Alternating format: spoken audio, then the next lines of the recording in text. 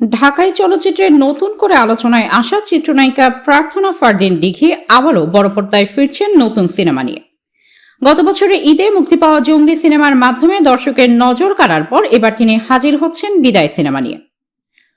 পরিচালক মেহেদী হাসান পরিচালিত এই ছবিটি শুরু থেকেই দর্শকদের আগ্রহের কেন্দ্রবিন্দুতে রয়েছে।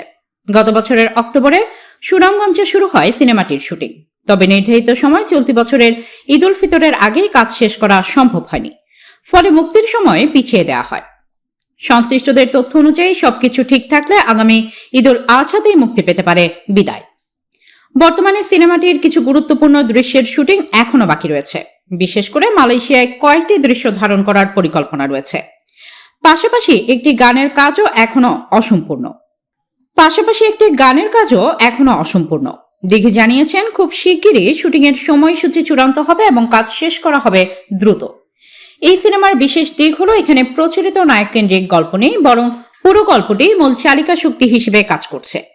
বিদায় সিনেমায় দিঘির সঙ্গে অভিনয় করেছেন বাপ্পারাজ, ফারুক আহমেদ এবং ফজলুর রহমান বাবু। ছবিটি নিয়ে বেশ আশাবাদী দিঘি।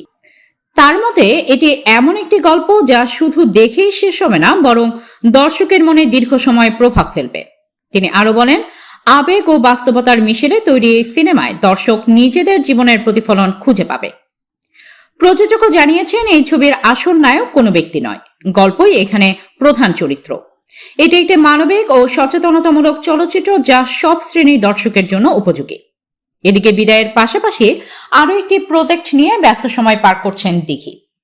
পরিচালক সুমন ধরের একটি ওয়েব সিনেমার শুটিং ইতিমধ্যে শেষ করেছেন তিনি।